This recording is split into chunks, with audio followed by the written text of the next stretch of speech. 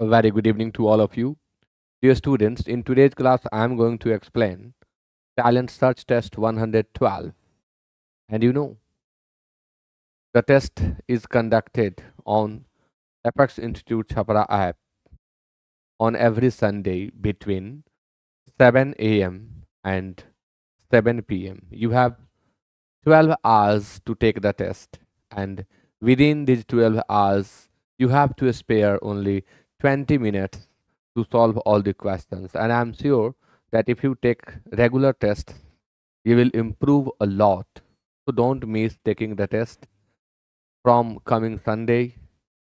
Please take the test and try your best to improve yourself. Now, without killing your time, I would like to continue it. It is the explanation of 112, test 112. So let's get started. And आज का जो test paper है वह SSC का previous year question है। SSC 24/9/2024 shift 2 CGL tier 1 का question paper मैं explain करने जा रहा हूं। पहले क्वेश्चन के रूप में आपको दिख रहा है सेंटेंस अरेंजमेंट। अरेंज करना है, ये जम्बुल्ड दिए गए हैं, इन्हें हम लोगों को अरेंज कर लेना है। तो आप जल्दी से एक बार पढ़ लें और तब इसे अरेंज करेंगे। देखिए, पहला इट रेगुलेट्स। जब भी इट रेगुलेट्स ईट करके कुछ आता है तो आप सोच लें कि यह किसी की चर्चा कर रहा है जिसे पहले लिखना होगा। यहाँ भी इट ओनली रिक्वायर्स, यहाँ the physical benefits of yoga can be enjoyed for a life time without risk और इंजरी। इट रेगुलेट्स, तो the physical benefits of yoga, yoga के बेनिफिट्स की बात की जा रही है और कहा जा रहा है कि हम इसे एंजॉय कर सकते हैं पूरे जीवन बिना किसी रिस्क और बिना किसी जख्म के, बिना किसी इंजरी के। चर्चा हम योगा की कर रहे हैं और योगा से मिलने वाले शारीरिक लाभ की कर रहे हैं। यानी कन्फर्म की आंसर सी से शुरू होगा। जरा ऑप्शन देखा जाए, सी से शुरू होने वाला ऑप्शन सिर्फ 2 नंबर में है। सिर्फ इतना जान लेने से आंसर बन गया। तो कितना आसान है, जबकि इतना बड़ा आप देखते तो आपको लगता अरे टाइम लगेगा, काफी काफी पढ़ना पड़ेगा। कुछ नहीं, एक सरसरी निगाह देखिए, आसानी से आप कर पाइएगा। अब सी मिल गया तो सी के बाद बी ही क्यों होगा? तो it only requires frequent practice of the proper body motions and breathing techniques. Yoga में किन चीज़ों पर हमें ज़रूरत होती है ध्यान देने की? तो हमें फ्रीक्वेंट प्रैक्टिस करनी होती है प्रॉपर बॉडी मोशंस का और ब्रीदिंग टेक्निक्स का। अब सारी बातें जो की जा रही है वो योगा से संबंधित। फिर डी में देख सकते हैं आप, it regulates the relationship between the body, the intellect and the spirit. 3 चीजें हमारे अंदर होती हैं। एक तो हमारा बॉडी है, हम 3 चीजों में बटे हुए हैं। एक हमारा बॉडी है, शरीर, दूसरा इंटेलेक्ट हमारी बुद्धि, और तीसरा स्पिरिट। इन 3 चीजों के ही कॉम्बिनेशन से हम बने होते हैं। तो आंसर 2 होगा। नंबर 2, क्वेश्चन नंबर 2 आपके सामने अंडरलाइंड वर्ड का एप्रोप्रिएट मीनिंग आपको बताना है और अंडरलाइंड वर्ड आपके सामने अबड्यूरेट है। क्या कहा गया? At times. एट टाइम्स एक फ्रेज है जिसका हिंदी अर्थ होता है कभी कभी। At times David behaves in a very obdurate manner to kids. Obdurate वह होता है जिसे प्रसन्न करना मुश्किल हो, जो अव्वल जिद्दी हो, जिसे आप कितना भी आग्रह कर लें वह आपके आग्रह से खुश होने वाला नहीं है। बहुत ज्यादा अड़ियल टाइप का आदमी है, जिद्दी है, उसे हम अबड्यूरेट कहते हैं। ट्रस्टिंग मतलब विश्वास पात्र, ट्रस्टवर्दी, ट्रस्टिंग, ट्रस्टवर्दी भी इसके सिनोनिम में आप लिखेंगे। एमिएबल का अर्थ मिलनसार होता है। एमिएबल मिलनसार। ऑब्स्टिनेट जिद्दी, हट्टी, जिद्दी या हठी, और एनवियस ईर्ष्यालु। अब एनवियस के लिए हम और वर्ड याद करें, जीलस होगा, स्पाइटफुल होगा। इनवियस के लिए जेलस और स्पाइटफुल भी आप याद कर लेंगे। तो ऑब्ड्यूरेट का यहां आंसर ऑब्स्टिनेट होगा। अडामंट भी लिखते हैं, लेकिन अडामंट कई बार पॉजिटिव सेंस में भी यूज हो जाता है। जो बहुत अडिग है उसे भी हम अडामंट कहते हैं। स्टबर्न आप कह सकते हैं जिद्दी के लिए। ये इंपॉर्टेंट वर्ड्स हैं, इन्हें आप जरूर याद करेंगे।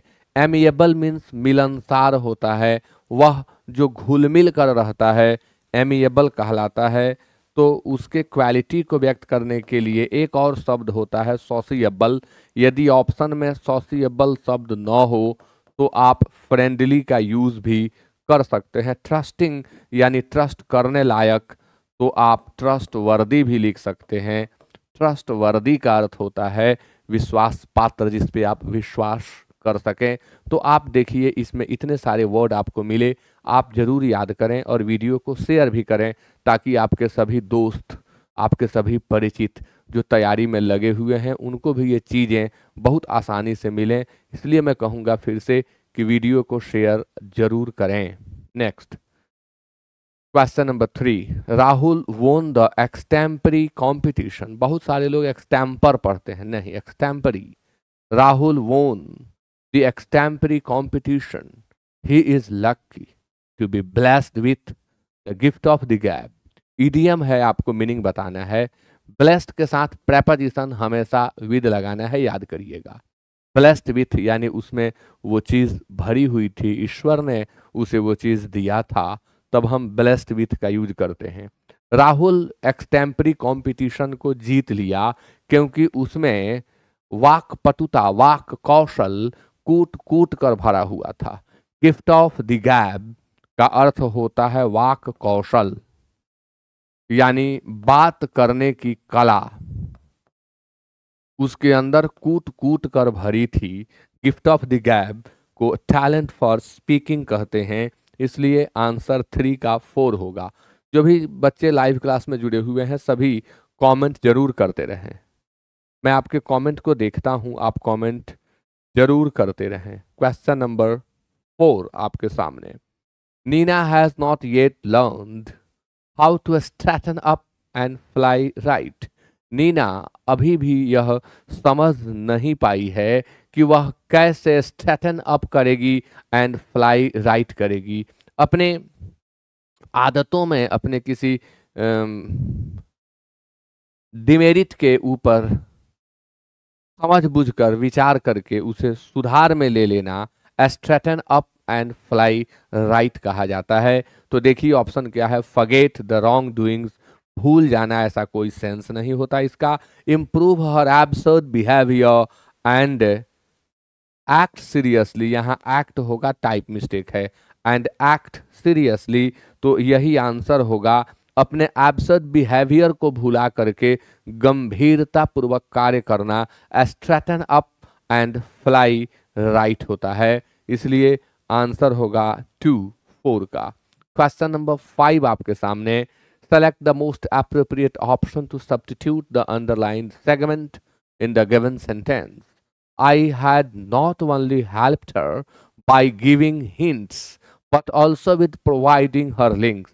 बहुत ही सुंदर कॉमन एरर का यह type, not only but also, either और, नाइदर नॉर का यूज करते समय आप हमेशा यह ध्यान रखें कि बाद वाले पार्ट को हमेशा इस तरह से रखा जाए कि वह कंजंक्शन को के मेल में हो। फिर से बोलूंगा इस बात को, ये जो को रिलेटिव कंजंक्शंस होते हैं जैसे आइदर और, neither nor, not only but also, both and, इनके यूज में ग्रामर का रूल हमें सिखाता है कि को relative conjunctions are used before the same parts of speech. दो बातों का ध्यान रखना होगा, आइदर है तो और है कि नहीं, नाइदर है तो नॉर है कि नहीं, नॉट ओनली है तो बट ऑल्सो है कि नहीं। यदि ऐसा है तब सेकंड वाले के अकॉर्डिंग फर्स्ट वाला है कि नहीं है तो करेक्ट, अगर फर्स्ट वाला सेकंड के अकॉर्डिंग नहीं है तो इनकरेक्ट है, उसे करेक्ट करना पड़ेगा। तो आप देख लीजिए कि बट ऑल्सो के बाद प्रेपोजिशन विद लगा हुआ है, तो नॉट ओनली के बाद भी प्रेपोजिशन ही चाहिए। अब यहाँ प्रेपोजिशन कहाँ है, तो बाई गिविंग के पास, इसलिए नॉट ओनली यहाँ से हटेगा और आ जाएगा बाई गिविंग के पहले, यानी I had helped her not only by giving hints but also with providing, इस तरह से लिखना होगा।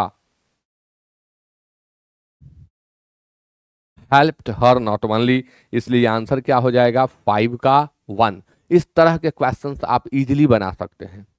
जब भी कोरिलेटिव कंजंक्शंस के क्वेश्चन को आप सॉल्व करें तो याद रखें ये आइदर और नाइदर और not only but also both hand होते हैं, मेनली और भी होते हैं, मेनली ये हैं। इनसे संबंधित प्रश्नों को बनाने के लिए आप दो चेक करें, पहला कि आइदर है तो और है कि नहीं, नाइदर है तो नॉर है कि नहीं, नॉट ओनली है तो बट ऑल्सो है कि नहीं, और बोथ है तो एंड है कि नहीं। यदि है तो दूसरा चेक करें। दूसरा चेक क्या करना है कि सेकंड के बाद जो पार्ट ऑफ स्पीच है वही फर्स्ट वाले के बाद है कि नहीं, है तो सेंटेंस करेक्ट है, और यदि नहीं है तो फर्स्ट वाले के पोजीशन में चेंजिंग करके करेक्ट किया जाता है। जैसे आपके सामने यहाँ क्या है, बट ऑल्सो के बाद विद प्रोवाइडिंग है, बट ऑल्सो के बाद विद है, तो नॉट ओनली के बाद भी प्रेपोजिशन ही होगा, यह फिक्स्ड है।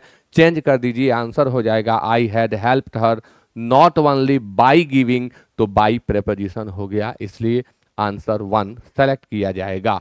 क्वेश्चन नंबर 6 आपके सामने, positive self talk have a great affect on one self worth. कई बार इसके पहले के क्लासेस में भी मैं आपको बता दूं कि जो एसएससी सीजीएल एग्जामिनेशन ले रहा है लगातार अफेक्ट और इफेक्ट से कई प्रश्न पूछ दिया, आप लोगों को ध्यान देना चाहिए। कई बार बताया हूं अफेक्ट जो है वह वर्ब का काम करता है और उसी का एब्स्ट्रैक्ट नाउन इफेक्ट हो जाता है। दूसरी बात, इफेक्ट का प्रयोग हम वर्ब के रूप में भी करते हैं और उस समय यह लागू होना, क्रियान्वित होना का अर्थ रखता है। तो हैव, जब यहाँ सेल्फ टॉक आप लिख रहे हैं तो हैव लिख ही नहीं सकते, हैव के बदले हैज लिखना होगा, और अफेक्ट तो वर्ब है, इसका नाउन लिखना होगा, इसलिए यहाँ होगा इफेक्ट। तो positive self talk has a great effect on one self worth. Has a great, ये नहीं होगा, ये नहीं होगा, ये नहीं होगा, आंसर क्या होगा 4, 6 का 4। क्वेश्चन नंबर 7 आपके सामने, Deepak is studying BTech at IIT Delhi to become the engineer. इसमें जो पार्ट दिया हुआ है, जो सेंटेंस दिया हुआ है, किसी एक पार्ट में एरर है, आपको उस एरर को डिटेक्ट कर लेना है और करेक्ट भी कर लेना है। ऑप्शन दिए गए हैं, किस पार्ट में एरर है, बहुत आसानी से दिख रहा है, बिकम द इंजीनियर नहीं, बिकम एन इंजीनियर होगा, यानी जहां द इंजीनियर है वही पार्ट गलत है, आंसर 7 का 2 होगा। क्वेश्चन नंबर 8, आपको एक्टिव वॉइस इसका बना देना है, तो इसका एक्टिव वॉइस क्या होगा देख के जल्दी कमेंट करें आप लोग। बहुत आसान होता है पैसिव से एक्टिव करना, बाय द गवर्नर है, यानी फिक्स कर रहा है कि एक नंबर में द गवर्नर ही होगा।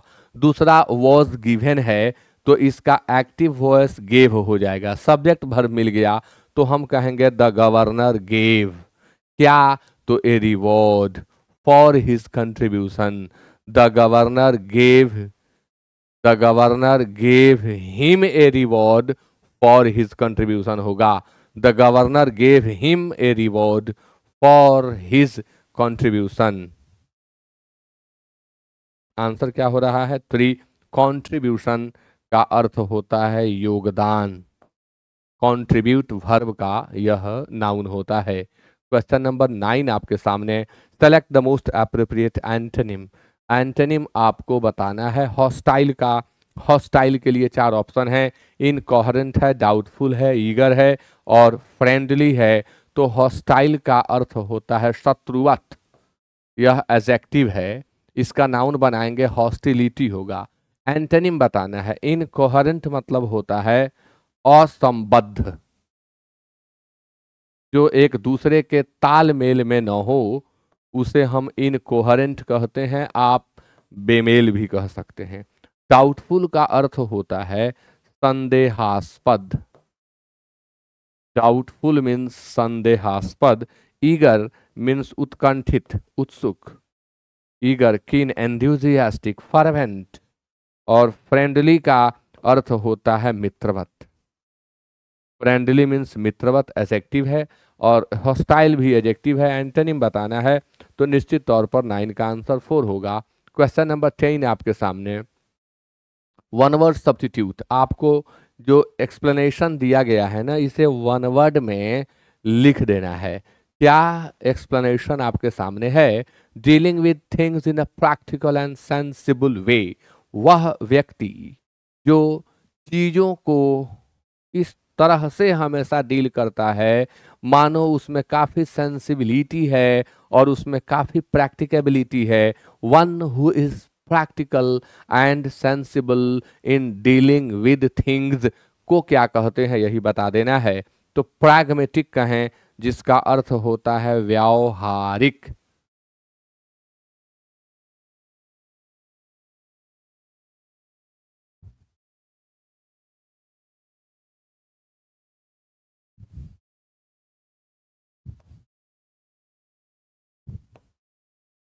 सेप्टिक का अर्थ होता है संशयवादी।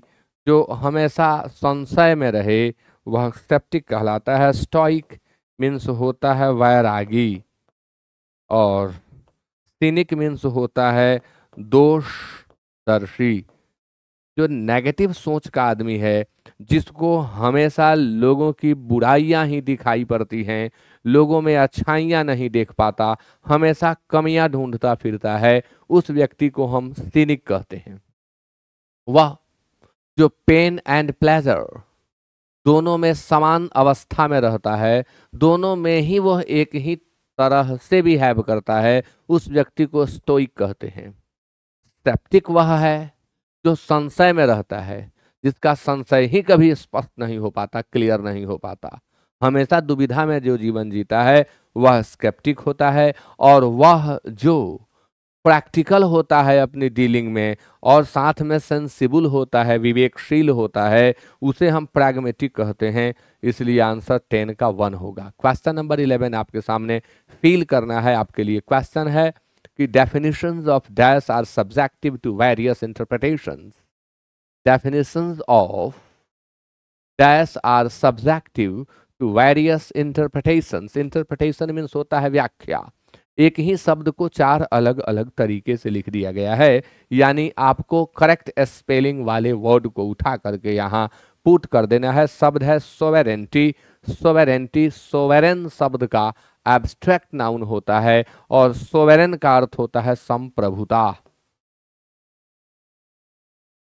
संप्रभुता, SOVEREIG, यही सही है।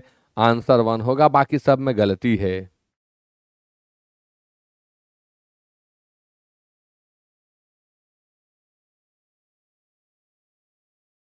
सब गलत है, आंसर 1 होगा 11 का। 12 फॉर्मेंट। फॉर्मेंट का क्या बताना है? एंटोनिम बताना है। वर्ड फॉर्मेंट जो है, इसके लिए 4 ऑप्शन आपके सामने दिया हुआ है।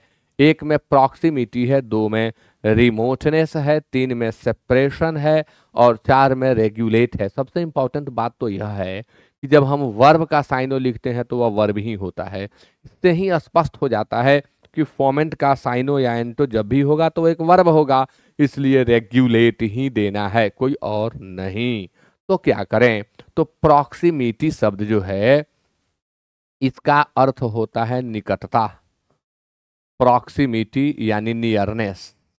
प्रॉक्सिमिटी के सिनोनिम के रूप में आप यूज कर लेंगे नियरनेस का। रिमोटनेस इसी का एग्जैक्ट एंटोनिम है, यानी निकटता है, और इसमें क्या होगा? दूरी या दूरस्थता। दूरस्थता या दूरी। सेपरेशन मीन्स होता है अलगाव, और रेगुलेट मीन्स होता है जारी करना। रेगुलेट मीन्स होता है किसी चीज को नियंत्रित करना, नियंत्रण में लेना, किसी चीज के ऊपर कंट्रोल करना रेगुलेट है। अब फोमेंट क्या होता है भाई? तो फोमेंट होता है उकसाना, किसी गलत काम को करने के लिए किसी को उत्प्रेरित कर देना, फोमेंट है। इसका सिनोनिम इंसाइट होता है। दूसरा वर्ड इसके लिए आप याद कर लें इंस्टिगेट, इंस्टिगेट। और तीसरा वर्ड आप याद कर लें अबेट। ऐसे तो एग ऑन भी होता है, एग ऑन का अर्थ भी होता है उकसाना। Incite, egg on, instigate, abet और फॉर्मेंट, इन सब का अर्थ है उकसाना। तो रेगुलेट, कंट्रोल करना, इसलिए आंसर 12 का 4 होगा। 13 आपके सामने इनकरेक्टली स्पेल्ड वर्ड को सेलेक्ट करके आंसर दे देना है। वर्ड आपके सामने है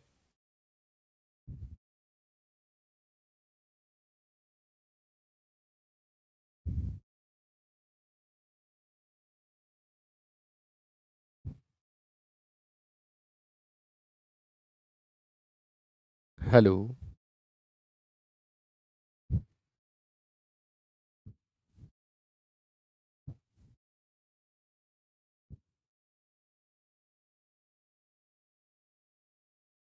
हम्म।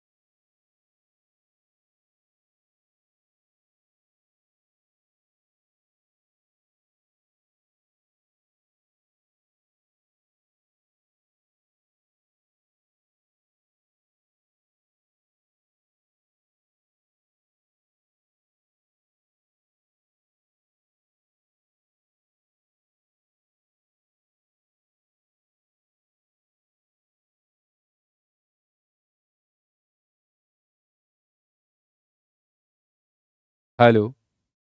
हेलो। हाँ, थोड़ी सी परेशानी आ गई थी, वीडियो रुक गया था और मैं कंटिन्यू बताते जा रहा था आपको। अभी मेरा ध्यान आया कि वीडियो तो रुक चुका है। आइए फिर से शुरू करते हैं, क्योंकि यहाँ से शायद गड़बड़ हुआ था। तो जहाँ से गड़बड़ हुआ है शायद 9 था वो। आइए 9 से शुरू करते हैं। हॉस्टाइल का अर्थ होता है शत्रुवत। इनकोहरेंट का अर्थ होता है असंबद्ध, बेमेल, डाउटफुल, संदेहास्पद, ईगर, उत्सुक, फ्रेंडली, मित्रवत। तो शत्रुवत का क्या होगा? मित्रवत, इसलिए 9 का आंसर 4 होगा। Question number 10, dealing with things in a practical and sensible way. वह व्यक्ति जो किसी प्रैक्टिकल वे में चीजों को डील करता है, हालांकि इनको डीलिंग विथ नहीं लिखना चाहिए, नहीं तो प्रैग्मेटिज्म अर्थ हो जाएगा। बट मैं क्या करूं, एसएससी पूछ चुका है, इसको पूछना चाहिए था कि one who deals with. But SSC ये भारी गलती किया है। अगर डीलिंग विथ से पूछेंगे तो आंसर प्रैग्मेटिज्म होगा, लेकिन अब देखिए गलती पूछा गया है, फिर भी आंसर आप प्रैग्मेटिक दे दीजिए। आगे बढ़ते हैं। वर्ड है सेलेक्ट द करेक्ट स्पेलिंग। तो डेफिनेशंस ऑफ डैश, किसकी सही स्पेलिंग बतानी है? संप्रभुता के लिए वर्ड की, सोवेरेंटी की, तो वह वन होगा। 12 नंबर क्वेश्चन, फॉर्मेंट शब्द है फॉमेंट का अर्थ होता है उकसाना, उत्प्रेरित करना, गलत करने के लिए।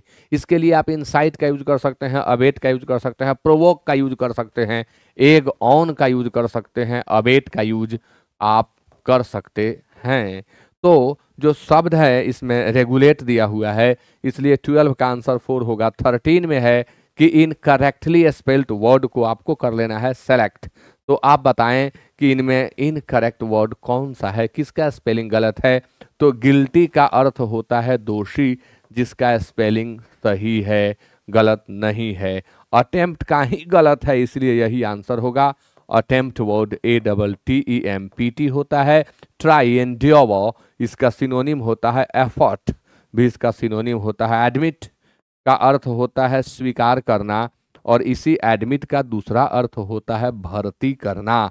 अग्री का अर्थ होता है सहमत होना। आंसर अटेम्प्ट होगा। 14 नंबर क्वेश्चन कहता है एक वर्ड में बता दो anything pertaining two cats.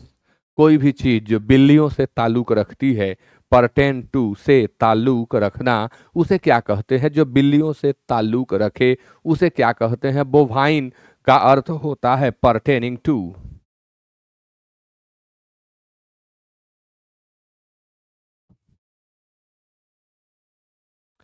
Cause and cattle.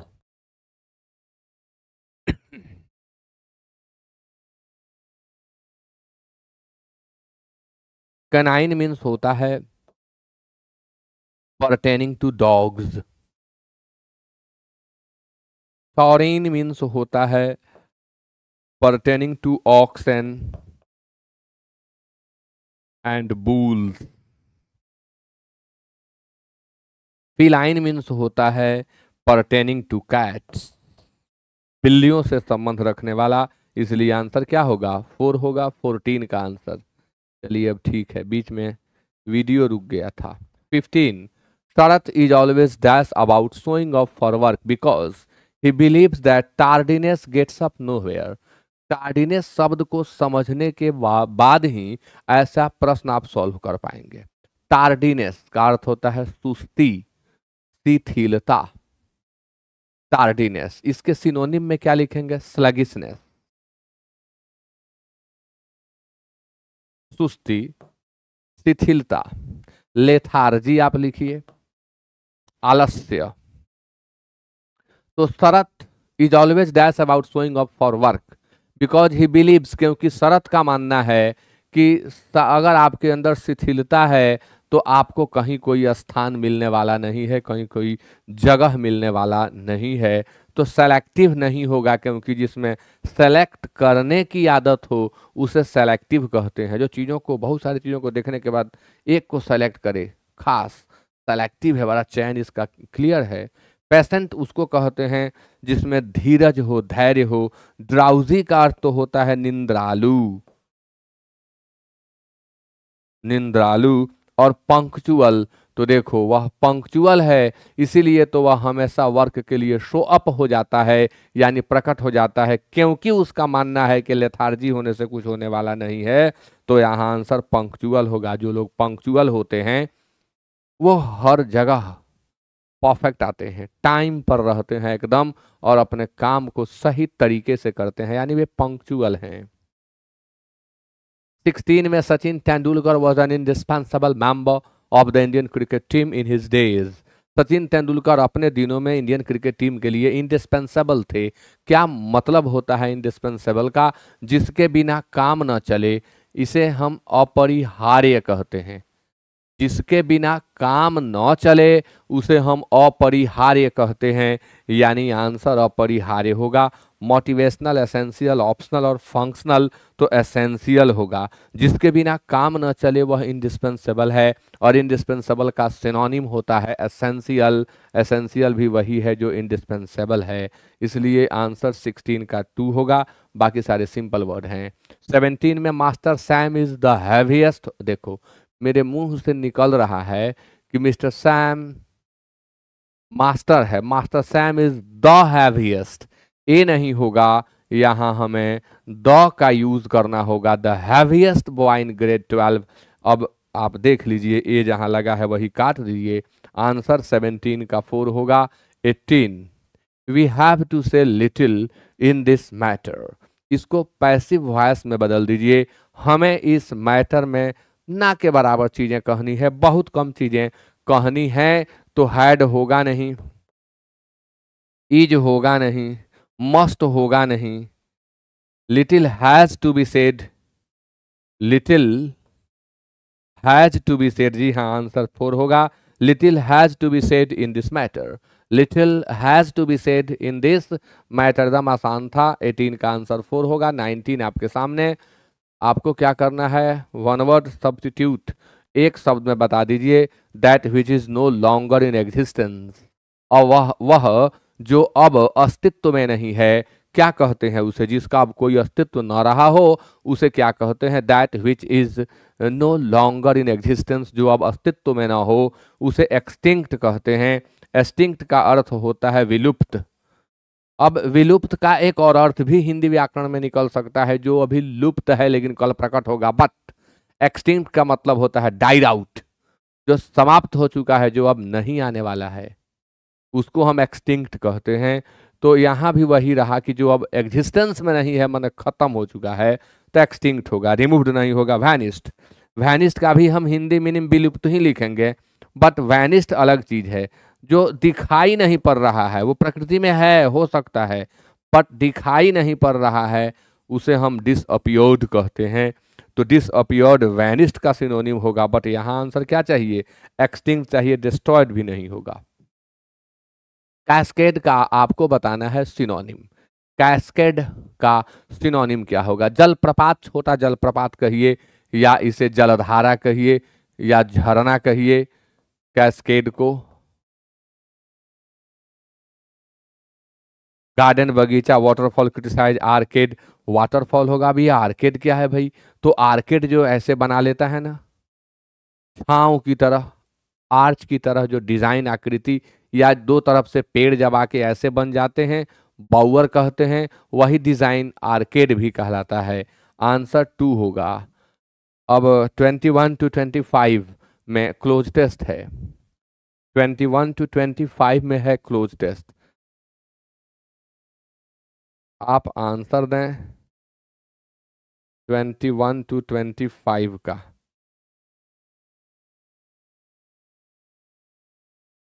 A dance which is created or choreographed and performed according dash, आप जानते हैं ना अकॉर्डिंग के साथ प्रेपोजिशन क्या लगता है, टू।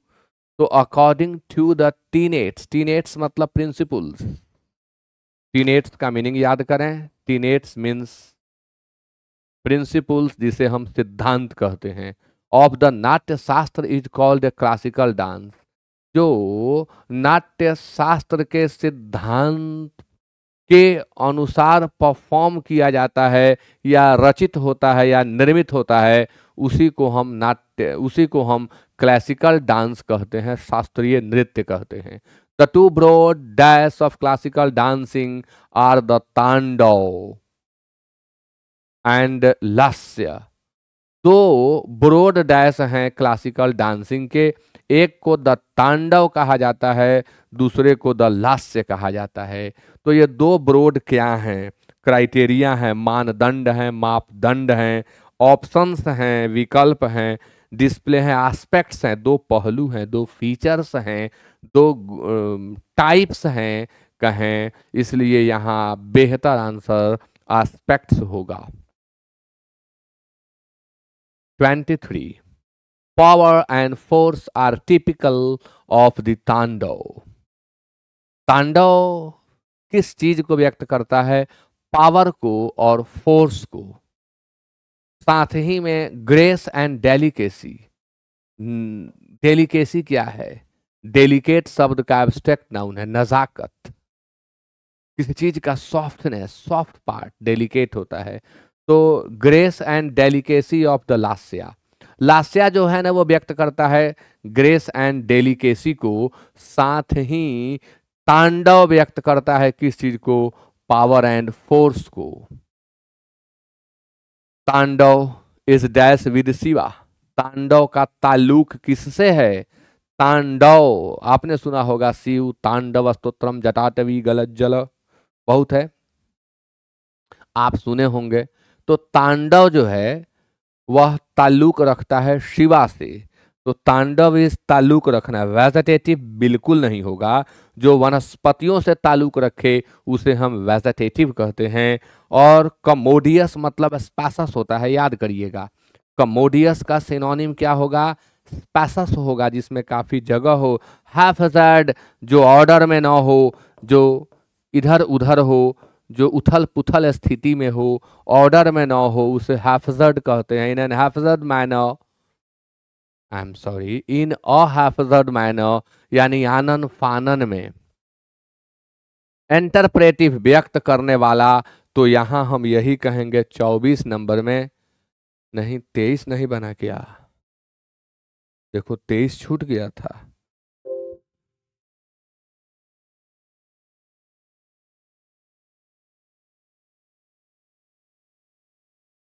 23 छूट गया था कैसे न कैसे। जो तांडव है वह ताल्लुक रखता है, रेनोवेट नहीं होगा, इन्फॉर्म्ड नहीं होगा, फ्लोर एसोसिएटेड होगा, संबंधित होना, ताल्लुक रखना। फ्लोरिस्ट का सिनोनिम होता है thrived, florist, flourish, thrived, prospered, फलना फूलना, समृद्ध होना, ये तीनों वर्ड सिनोनिमस हैं। आंसर एसोसिएटेड होगा। 24 भी बन ही चुका है। इस सेंस में डिमांड किसका है? एंटरप्रेटिव का, इसलिए आंसर जो होगा 4 ही होगा कन्फर्म। क्यों? तो आप देख लीजिए, बताया जा रहा है कि शिव जी से तांडव ताल्लुक रखता है और पार्वती जी से ताल्लुक रखता है lasya. Dance which is pure movement is called nritya, जिसमें प्योर मूवमेंट होता है उसे नृत्य कहते हैं। और dance which is dash in nature is called Nritya, वह डांस जो नेचर को इंटरप्रेट करे उसे नृत्य कहते हैं।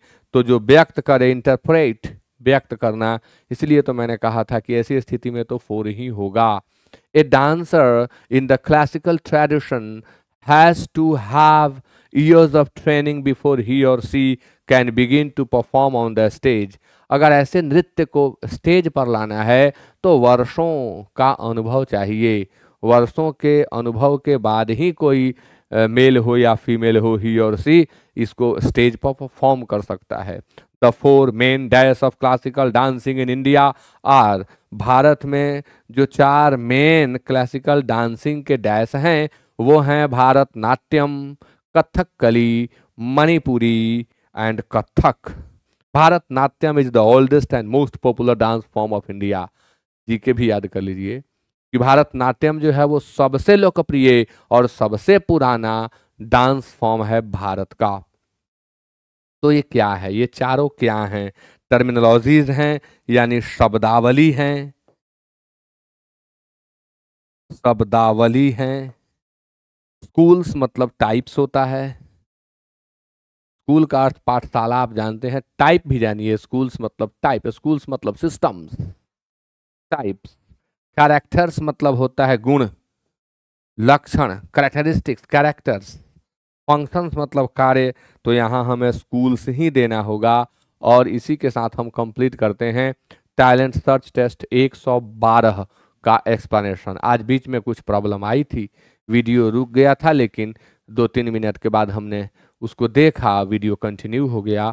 अच्छा है, आप इसे याद करें सारी चीज़ों को। मिलेंगे फिर अगले क्लास में, तब तक के लिए शुभ विदा, गुड नाइट।